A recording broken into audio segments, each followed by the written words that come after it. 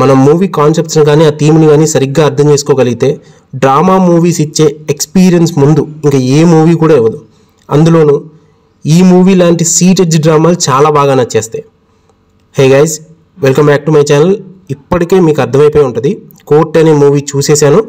ప్రియదర్శి గారు main lead యాక్టర్గా చేశారు. శివాజీ గారు, రోహిణి గారు, సాయి కుమార్ గారు వీళ్ళందరూ చాలా మంచి రోల్స్ చేశారు ఈ మూవీలో. ముఖ్యంగా ఇద్దరు లీడ్ యాక్టర్స్ ఉన్నారు, రోషన్, శ్రీదేవి. వీళ్ళిద్దరి మీదే సినిమా మొత్తం ఉంటుంది. ట్రైలర్ చూసిన వాళ్ళకి సినిమా స్టోరీ అర్థమైపోయి ఉంటుంది.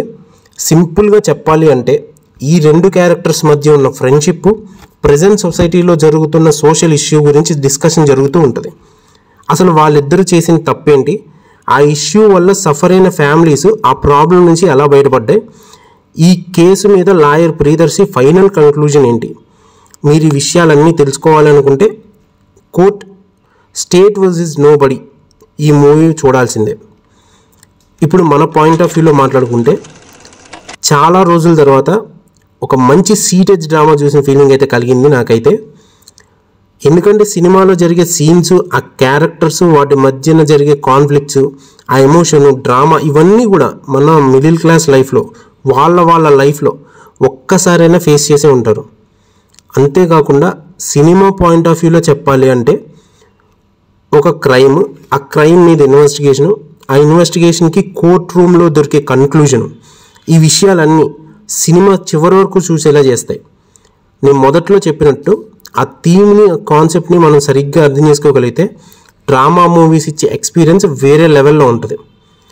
అంతేకాకుండా మిడిల్ క్లాస్ వాళ్ళు అందరూ వెయిట్ చేసే ఫైనల్ జడ్జిమెంట్, ట్విస్ట్ రివీల్, చివరిలో తప్పు చేసిన వాళ్ళకు పడే జైలు శిక్ష, ఇవన్నీ కూడా ఒక ఊరటను కలిగిస్తాయి. ఒక మంచి మూవీ చూసామన్న ఫీలింగ్ అయితే ఇస్తాయి. సో ఈ కోర్ట్ స్టేట్ వర్సెస్ నోబడీ ఈ మూవీ చూడండి. ఫైనల్గా ఈ మూవీ గురించి చెప్పాలంటే యాక్టర్స్ అందరి పర్ఫార్మెన్స్ చాలా బాగుంటుంది.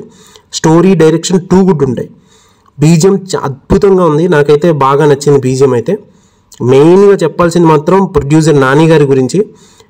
కొత్త టాలెంట్స్ని ఎంకరేజ్ చేయడంలో నాని గారు, మన తెలుగు ఇండస్ట్రీలో నాని గారు వేరే లెవెల్ అని మళ్ళీ ప్రూవ్ చేసుకున్నారు.